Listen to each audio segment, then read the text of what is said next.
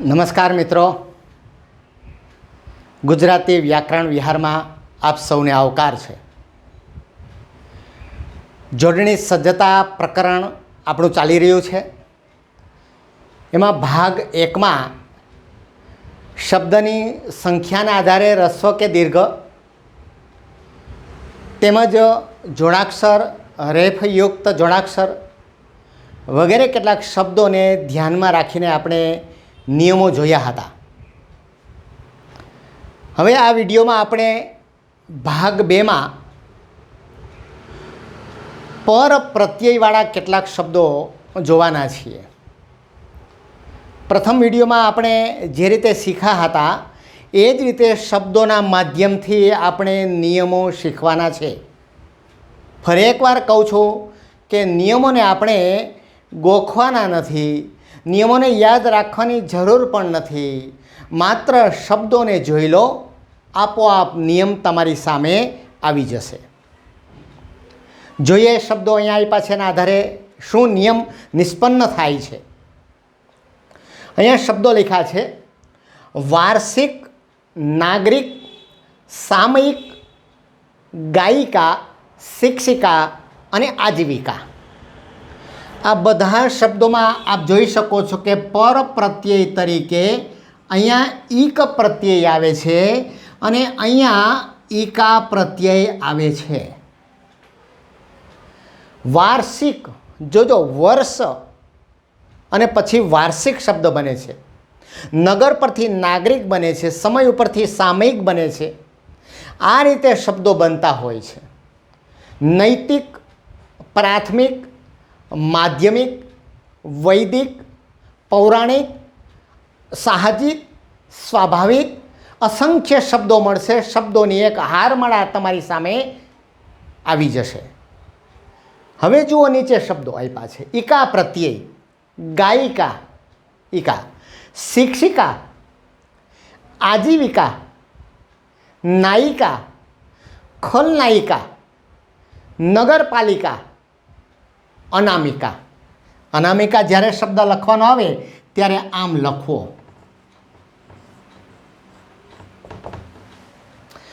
અનામિકા એટલે કે જેનું નામ નથી તે, પણ કેટલાય બહેનો એ પોતાનું નામ અનામિકા બેન રાખે.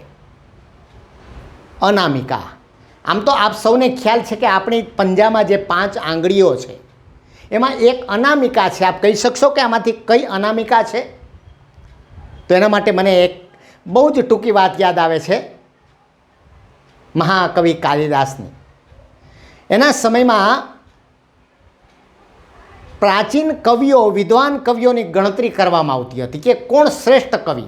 એમાં પહેલું નામ આ આંગળી ઉપર કોનું આવ્યું? કાલિદાસનું. પૂરા કવિના ગણના પ્રસંગે કનિષ્ઠિકાધિષ્ઠિત કાલિદાસ. કાલિદાસનું નામ ક્યાં આવ્યું? કનિષ્ઠિકા આંગળી પર. અદ્યાપી તત્તુલ્ય કવે અભાવાત અનામિકા સાર્થવતી બભુવ. આજે પણ એના જેવો કોઈ કવિ સામે ના હોવાથી આ આંગળીનું નામ, જે આને આપણે ટચલી કહીએ છીએ, એની બાજુની આંગળીનું નામ અનામિકા છે. કેટલાક આને મેં પૂછ્યું કે આને કઈ આંગળી કહેવાય, તો કે એને કંકુડી કહેવાય. કેમ? તો કે એનાથી ચાંદલો થાય ને એટલે. લે, આ મધ્યમિકા છે, આ વચલી નથી, આ તર્જની છે. સાથે સાથે આ વ્યાકરણનો એક વિષય પણ આવી જાય છે તમારે. શબ્દ સમૂહની વાત આવે છે અહીંયા. તર્જની છે, અંગુષ્ઠ બાજુની. કેટલાક એને ચિંધામણી કહે છે. આપણે ચિંધીએ ને, એ જોયો પોપટ, એમ કહેવાય. આમ ન કહેવાય કે પોપટ, આમ જ કહેવાય. તર્જની છે અને અંગુષ્ઠ છે. આ પણ સાથે સાથે યાદ રાખજો. આ શબ્દ આવ્યો એટલે મને યાદ આવ્યું છે અનામિકાનું. સમજાઈ ગયું? ઈક કે નિયમ બોલું છું હવે. શબ્દના અંતે ઈક કે ઈકા પ્રત્યય આવતો હોય તો રસ્વ ઈ આવે. હવે આગળના શબ્દો જુઓ: સંચાલિત, પ્રકાશિત, લિખિત,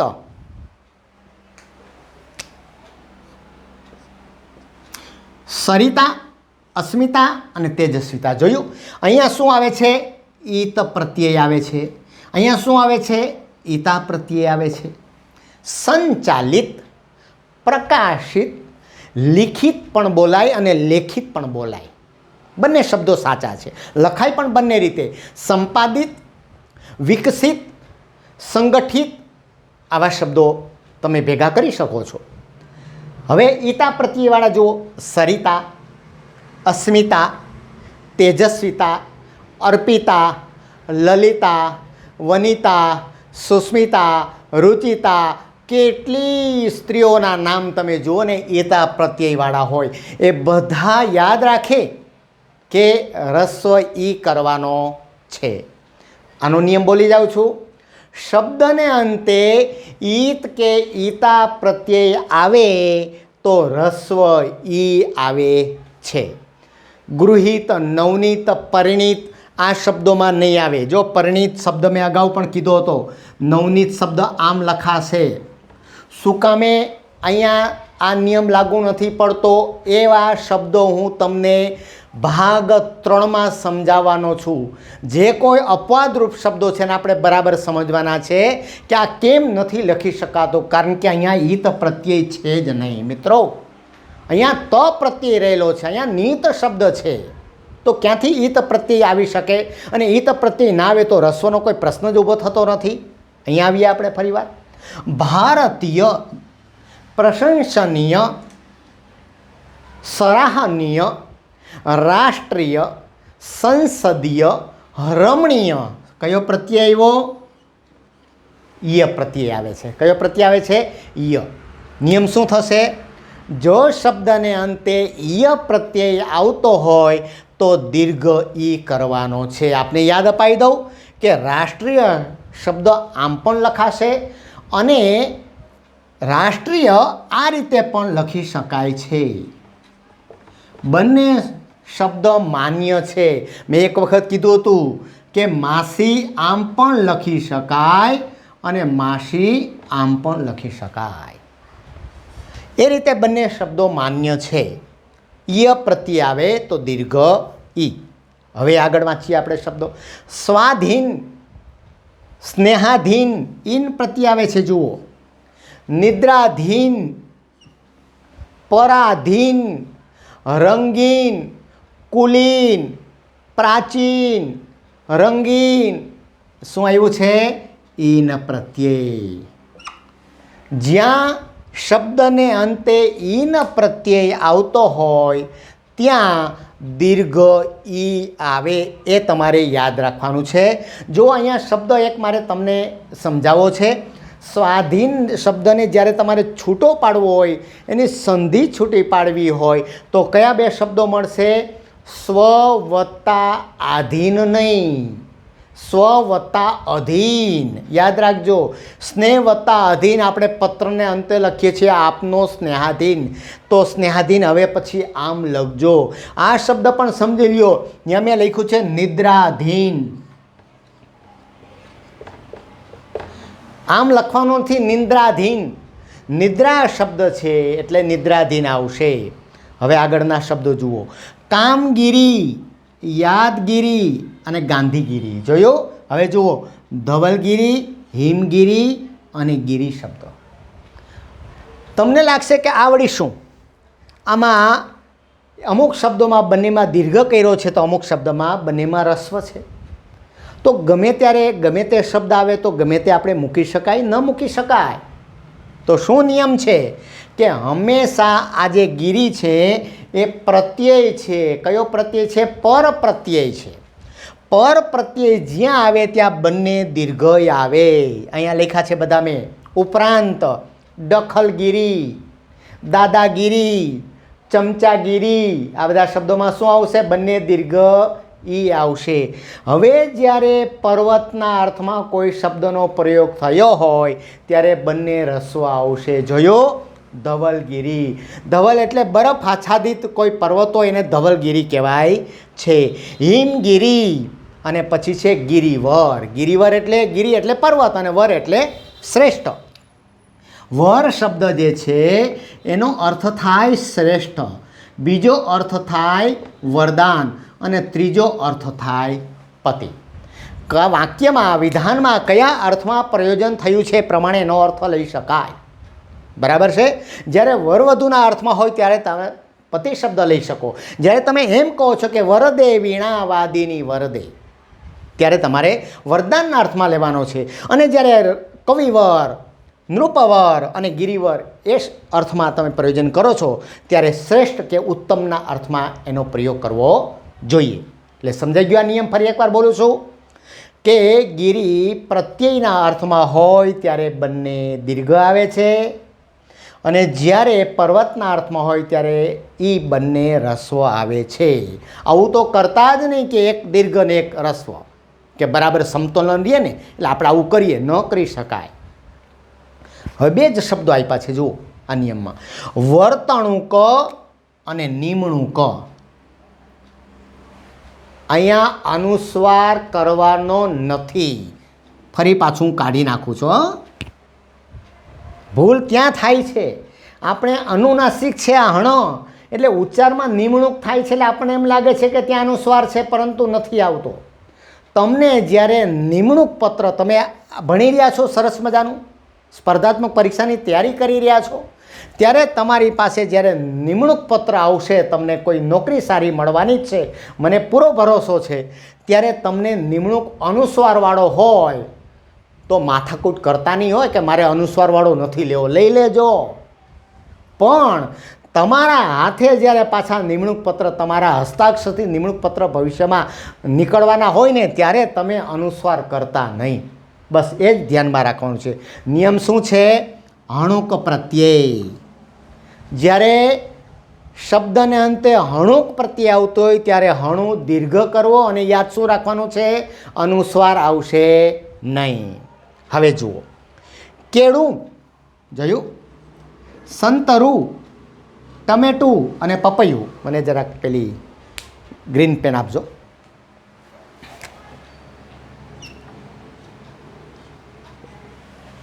અને જાંબુ, કાજુ, લાડુ અને પશુ. હવે જુઓ અહીંયા તમે શબ્દો, કેળું શબ્દમાં ક્યાંક અનુસ્વાર કર્યો છે અને ક્યાંક અનુસ્વાર નથી. એવું ખરું કે ક્યાંક અનુસ્વાર કરાય ને ક્યાંક ન કરાય? ન ચાલે. ક્યાં અનુસ્વાર કરશો? બહુ સાદી ભાષામાં તમને સમજાવી દઉં કે આ બધા ઉકારાંત શબ્દો છે. બધા કેવા શબ્દો છે? ઉકારાંત. ઉકારાંત શબ્દોમાં અનુસ્વાર ત્યાં આવશે કે જે શબ્દનું બહુવચન થઈ શકે. શેના દ્વારા થઈ શકે? ઉકારાંતમાંથી આકારાંત થઈ શકે. જેમ કે કેળું, તો શું થાય? આકારાંત લગાડીએ તો કેળા. સંતરું, શું થાય? સંતરા. અને શું કહેવાય? વિકારી શબ્દ કહેવાય છે, વિકારી ઉકારાંત છે.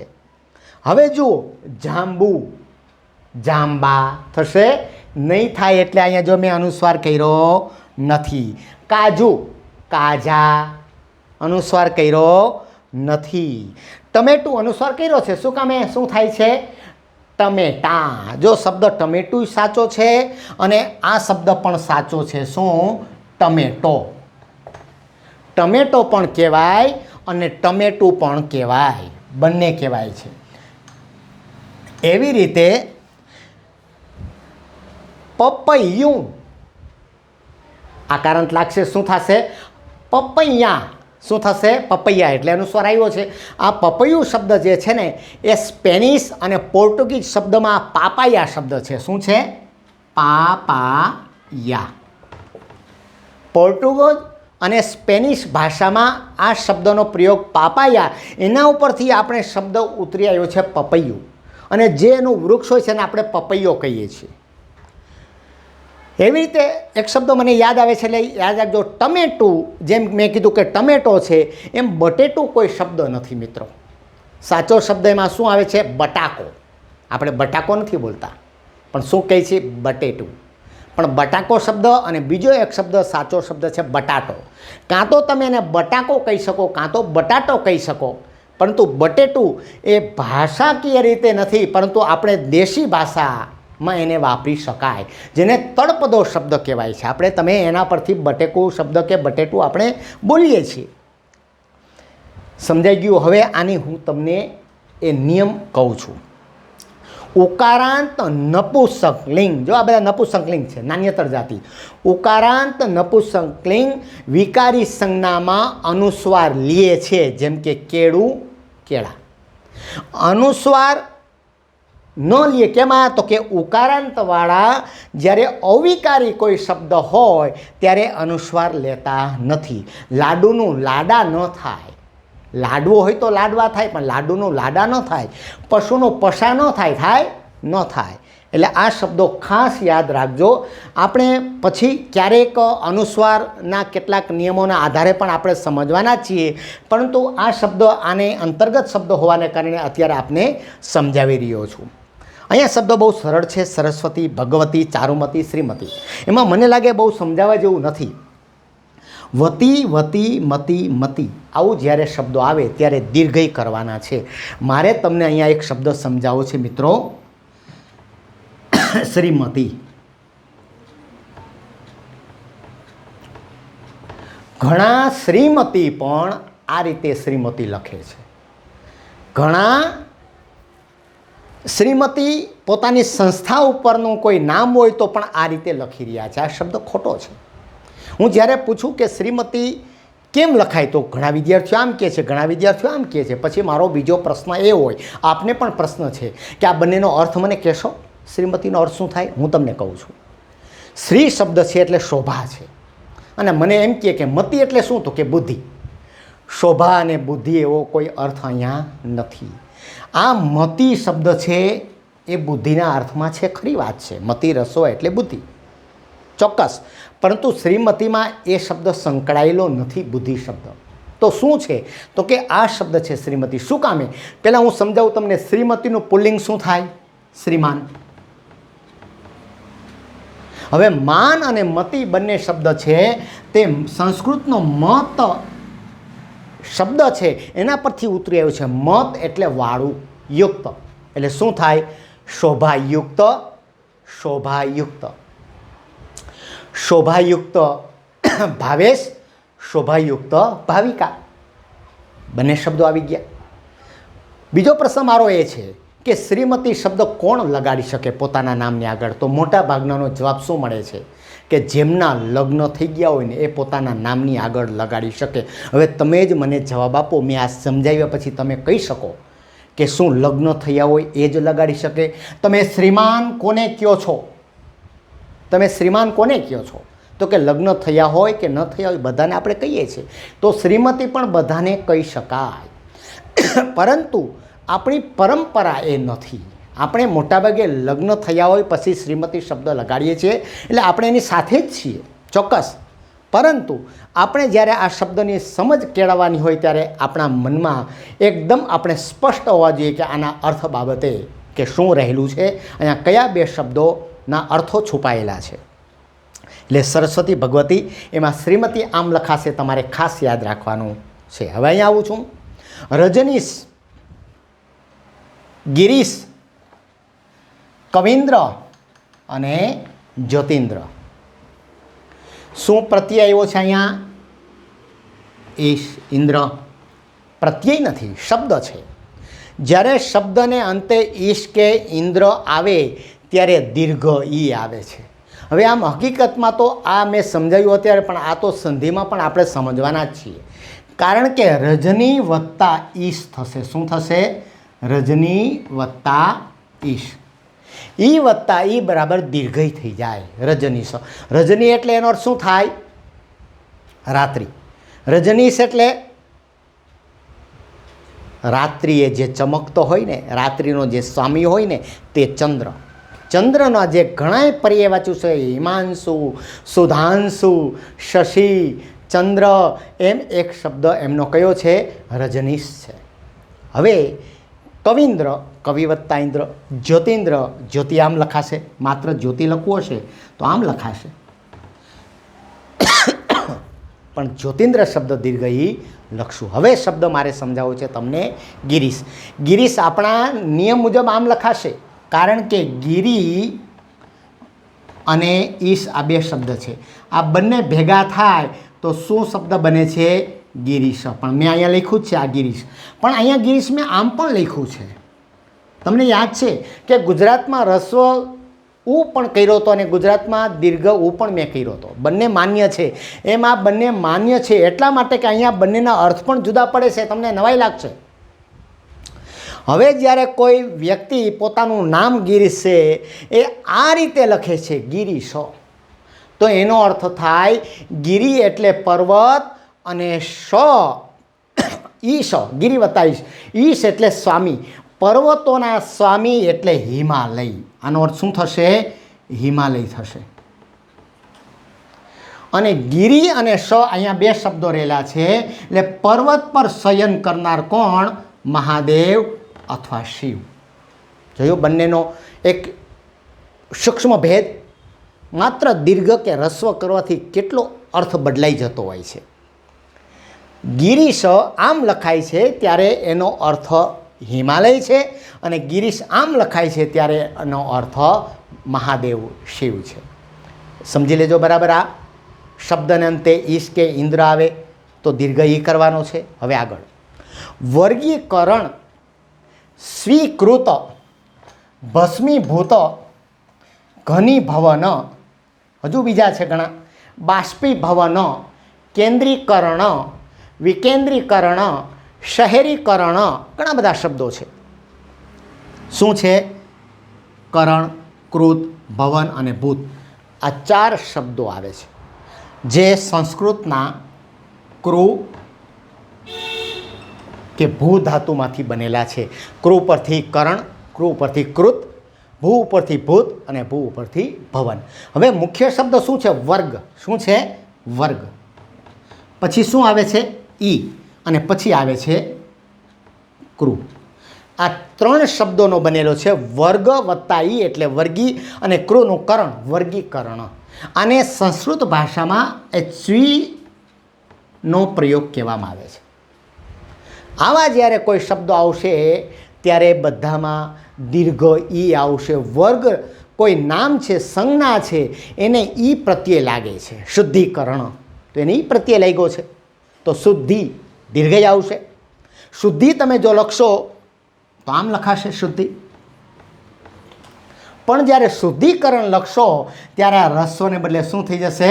દીર્ઘ થઈ જશે. જોયું? આ યાદ રાખજો. શુદ્ધિ રસ્વ લખાશે, પણ શુદ્ધિકરણ લખશો એટલે ત્યારે આમ લખાઈ જશે. હવે જુઓ, બહુ સરસ શબ્દો છે. વારંવાર આમાંથી ક્યાંક ને ક્યાંક કોઈ શબ્દ પૂછાતો હોય છે. વિદ્યાર્થીની, સરોજિની, હરિણી, ગૃહિણી, તરંગિણી, મંદાકિની, કામિની, ભામિની, દામિની, યામિની, શબ્દો બોલ્યા જ કરું. ગજગામિની, હંસગામિની. ઠીક છે. શું છે? સ્ત્રીલિંગ નામ છે મિત્રો. આ પુલ્લિંગમાંથી બનેલા સ્ત્રીલિંગ, પણ કયો પ્રત્યય લાગ્યો છે? ઈની પ્રત્યય લાગ્યો છે. જ્યારે સ્ત્રીલિંગમાં ઈની પ્રત્યય લાગે છે ત્યારે ઈ રસ્વ બને છે, જોયોથી, અને ની દીર્ઘ બને છે. ઈ રસ્વ અને ની દીર્ઘ. વિદ્યાર્થીની, સરોજિની. આપણે સરોજિની આમ લખવા ટેવાયેલા હોઈએ. શું કામ? કે ફટાફટ લખાઈ જાય. સરોજિની જણ ને પેન ઉપાયના વગર તમે આમ લસરી જાય રીતે લખી શકો, એટલે સરોજિની તમે આમ લખો છો, પણ આ શબ્દ ખોટો છે. જ ને રસ્વ જી કરવું પડે. હરિણી, હરિણી છંદ પણ છે, અને એ હરિણી સ્ત્રીલિંગ પણ છે હરણનું. આપણે શું કહીએ? હરિણીમાંથી હૈણી, ને એમાંથી હૈણકી થઈ ગયું. ખબર પડી ને ક્યાંથી ક્યાં પહોંચી ગયા આપણે. ગૃહિણી, નંદિની, તપસ્વીની. મારે એક શબ્દ અહીંયા તમને સમજાવી દઉં. વિદ્યાર્થીની. વિદ્યાર્થીની અને વિદ્યાર્થીની બે રીતે લખ્યા છે મેં. બંને સાચા, પણ અલગ અલગ રીતે વાક્યમાં ક્યાં પ્રયોગ થાય એના ઉપર નક્કી કરી શકાય. હું એમ કહું કે મારી પાસે જે પુસ્તિકા છે, અથવા તો આ મારી પાસે જે કલમ છે, એ કલમ છે વિદ્યાર્થીની છે. કોની છે? એક વિદ્યાર્થી, શિક્ષકની છે, વિદ્યાર્થીની છે. તો મારે આમ લખવું જોઈએ, આ રીતે. પણ હું એમ કહું કે આ વર્ગમાં 10 વિદ્યાર્થી છે અને 12 વિદ્યાર્થીની છે, એટલે છોકરી છે, તો મારે આમ લખવું જોઈએ. વિદ્યાર્થીનું સ્ત્રીલિંગ શું થાય છે? પુલ્લિંગમાંથી સ્ત્રીલિંગ વિદ્યાર્થીની થાય છે. જ્યારે વિદ્યાર્થીને કયો પ્રત્યય લાગ્યો છે? ની પ્રત્યય લાગ્યો છે. કયો છે? ષષ્ઠી વિભક્તિ. આપણે શીખી ગયા છીએ તત્પુરુષ સમાસ શીખતી વખતે ની એ છઠ્ઠી વિભક્તિ છે. સમજાઈ ગયું હશે. હવે અહીંયા જુઓ શબ્દો મેં લખ્યા છે કેટલાક. ચિંતા અને ચિંતા, હિંદ અને હિંદ, ચુંબક અને ચુંબક. હવે અહીંયા તમારે એટલું જ યાદ રાખવાનું છે કે જ્યારે એના વિકલ્પે જોડાક્ષર સ્વરૂપે પણ લખી શકાય ત્યારે રસ્વ ઈ આવે છે. ચિંતા આમે લખી શકાય એટલે આપણે રસ્વ ઈ કહ્યો. હિંદ આમ પણ લખાય અને આમ પણ લખાય. ચુંબક આમ પણ લખાય અને આમ પણ લખાય. જો આ ચિંતા લખ્યું છે ને ન શું છે તો કે ત થ દ ધ ન એ વર્ગમાં એટલે કે આપણે જેને આપણે કહીએ છીએ દંત્ય વર્ગમાં આવતો અનુનાસિક છે. અહીંયા પણ દંત્ય વર્ગમાં આવતો અનુનાસિક છે. અહીંયા ઓષ્ટીય વર્ણમાં આવતો અનુનાસિક મૂક્યો છે મ, કારણ કે બ છે પ ફ બ ભ અને મ એટલે આવે છે. એટલે અનુસ્વારવાળો કોઈ શબ્દ હોય એને જોડાક્ષર સ્વરૂપે અનુનાસિકના જોડાક્ષર સ્વરૂપે પણ લખી શકાય ત્યારે રસ્વ ઈ આવે છે. બરાબર છે. જ્યારે જોડાક્ષર સ્વરૂપે ન લખી શકાય, વીંટી આમ ન લખાય, ક્યાંય વાંચ્યું ક્યાંય જોયું ન લખાય એટલે વીંટી બંને આમાં દીર્ઘ આવે છે વીમાં. આ ભેંસ, હિંચકો, ચૂંટણી. હવે આપણે એક વખત આ નિયમને પાછો સમજી લઈએ. માત્ર નિયમ બોલું છું કે જ્યારે અનુસ્વારવાળા ઈ કે ઉ વિકલ્પે જોડાક્ષર સ્વરૂપે આવી શકે અને એને છૂટા લખી શકાય ત્યારે રસ્વ ઈ કે રસ્વ ઉ આવે. અને જ્યારે અનુસ્વારવાળા ઈ કે ઉ જોડાક્ષર સ્વરૂપે છૂટા પાડી ન શકાય ત્યારે દીર્ઘ ઈ કે દીર્ઘ ઉ આવે. સમજાઈ ગયું? હવે અહીંયા આપણે આવીએ છીએ. અહીંયા મેં કેટલાક શબ્દો લખ્યા છે. માત્ર એને ઉપસર્ગ કહેવાય છે, શબ્દ ન કહેવાય. શું લખ્યું છે? ઉપસર્ગ લખ્યા છે. એને ઉપસર્ગ પણ કહેવાય, એને પૂર્વક પણ કહેવાય અને એને પૂર્વ પ્રત્યય પણ કહેવાય છે. જોકે આપણે આનું પણ એક પ્રકરણ લેવાના છીએ. પૂર્વ પ્રત્યય કોને કહેવાય ને પર પ્રત્યય કોને કહેવાય, એમાંથી પણ ક્યારેક પ્રશ્ન પૂછાતો હોય છે, આપણે સમજવાના છીએ વિગતે. પણ અહીંયા જોડીના સંદર્ભમાં હું આપને કહી રહ્યો છું. પરિશબ્દ લાગે કોઈ શબ્દને ત્યારે એક નવો જ અર્થ આપણી સામે આવતો હોય છે. જેમ કે પરિયોજના, જેમ કે પરિવાર, જેમ કે પરિક્રમા. સમજાય છે? હવે બીજો શબ્દ પ્રતિશોધ, પ્રતિનિવેદન, પ્રતિ ઉત્તર વગેરે શબ્દો. અધિનિયમ, અધિવેશન, અધિસૂચના. અભિયાસ એટલે શબ્દો ભેગો બને છે અભ્યાસ. અભિનિવેશ, અભિજ્ઞાન,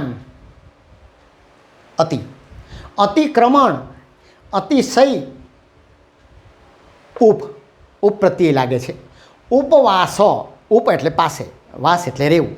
હંમેશા પાસે રહેવું એને ઉપવાસ કહેવાય. કોની પાસે રહેવાનું? ઈશ્વરની પાસે. આખો દિવસ ઉપવાસ હોય ત્યારે ભગવાનનું સ્મરણ કરવાનું. આપણે શું કર્યું?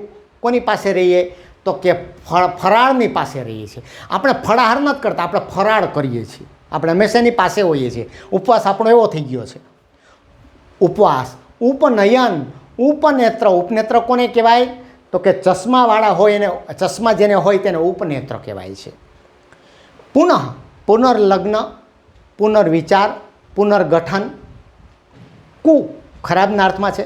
કુવિચાર, કુકર્મ, કુચેષ્ટા. શેના અર્થમાં છે? સારાના અર્થમાં છે. સારો વિચારો એને શું કહેવાય? સુવિચાર. સારું લેખન તો કે સુલેખન. સારી આંખો તો કે સુનૈના. સારી કન્યા તો કે સુકન્યા. સારો વર, સુવર ન કહેવાય. બધે શું એટલે સારું ન થાય. રખેને જો કોઈ ઓળખાણ કરાવી દેશે, આવું શીખા હોય કે શું એટલે સારું, એટલે એને અરગ થાય કે આ અમારા સુવર છે. કેવી પરિસ્થિતિ હાસ્યાસ્પદ બની જાય. શબ્દને ધ્યાનમાં લેજો. વિજ્ઞાન, વિજય, વિનમ્ર વગેરે. બિનજરૂરી, બિનશરતી, બિનલાયક, જેમાં બિન શબ્દ લાગે છે. નિયમ શું છે કે શબ્દની શરૂઆતમાં એટલે કે ઉપસર્ગ પૂર્વ પ્રત્યય કોઈ પણ હોય ઈકારાંત કે ઉકારાંતવાળો તો રસ્વ ઈ કે રસ્વ ઉ આવશે. આ ભાગનો છેલ્લો નિયમના શબ્દો. વશિષ્ઠ શું પ્રત્યય આવ્યો છે? અહીંયા ઈષ્ઠ પ્રત્યય આવ્યો છે.